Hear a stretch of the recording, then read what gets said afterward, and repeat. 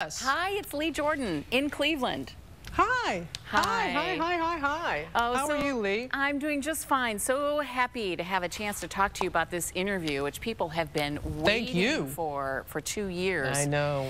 And you know, people here, of course, know a lot about this story and I think feel very protective of these women. What was it like for you to come here to Cleveland to cover this? And it was so important not to fly them up here to New York, but to go there to Cleveland and do this story with them. And from the cab driver who picked me up at the airport, who said that he could remember where he was when he heard that they had been freed. Everybody has their moment there in Cleveland of those 10 years and where they were when they heard about the abduction, but more importantly, when they were released. But it was very important to go on their turf and to be around their family and friends and to allow them, to help them as best we could, though they didn't really need much help from me, to tell their story, because these two women were are ready to tell their side of the story. I think everyone here immediately wants to know, how are they doing now 2 years later? You know, you guys are so sweet there in Cleveland. You know, that's the #1 question, and everybody was asking me, especially from the Cleveland, because you do feel very protective of them, and rightfully so. They are doing incredibly well. I thought, oh my goodness, I was approaching it with great caution. They put me right at ease. They're funny. They're surrounded by loved ones, and they are not as guarded as you would think. And just how they also were able to share such detail of what happened, but not dwelling so much on those 10 years, but where they are now and where they want to go. And when Amanda turned to the camera, because, you know, they watched the vigils that you all had, that you all aired. They would see it on a black and white TV in that house on Seymour Avenue. They saw that, and they would tape it and play it back, and when they were really at down moments. And so Amanda turns to the camera, and she tells somebody who may be in the situation that they were in to not give up hope. And you there in Cleveland did not give up on them, and so they did not give up on themselves. Yeah, that's a pretty amazing part of the story. And one of the women mentioned something about keeping up with your own story and your own struggle with your health crisis. Lee,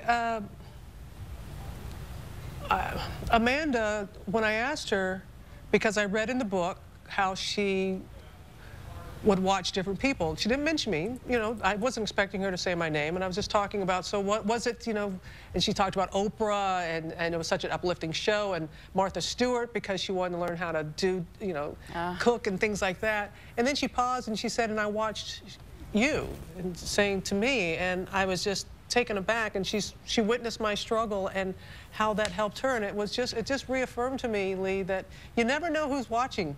Don't know who's watching you, and the circumstances that they are in, and how we can possibly shed light and hope in the most unlikely of circumstances. And of course, that is so much what this story is about. You took them back to Seymour Avenue. Can you talk a little bit about what that was like? We took them back to where they were abducted, actually, and along that street, which wasn't far from Seymour Avenue. And we did talk about them being there and the house being brought down and the tears and why they were, and crying and feeling those things. But when I went back with Amanda down from the Burger King where she was taken and the overpass, and you could actually see her house and to know that she was that close. And because Ariel Castro, she felt that she knew who he was, she knew his daughter. Same thing with Gina. That's the reason why she got in the car with him. But to go back to that street, and you could just see she's doing the woulda, coulda, shouldas in her head. Sure. You know, if she had not gotten in the car. What do you think viewers might find most surprising about what they hear from these two women? I think what they will find most surprising, I don't know, because you guys in Cleveland, you're gritty. You know, you're tough, loving, but I think what you will come away with, that these are just remarkable women. I mean, think about it. Gina was 14 when she was taken. Amanda was a day away from her 17th birthday. And to see resiliency is a word that comes to mind, how resilient they are and how they look at you and say, you know what, Lee, you got it in you too. And you're like, no, I could. You just don't know how strong you are until you're put into that set of circumstances. But they just want people to know that it is not just reliving what they did those 10 years. It's also about hope, survival, and how we can all apply that to whatever it is that we're going through. Robin Roberts, thank you so much for sharing a preview of this. And again, so looking forward to hearing your conversation with them. Thank you, Lee. Thank you very much.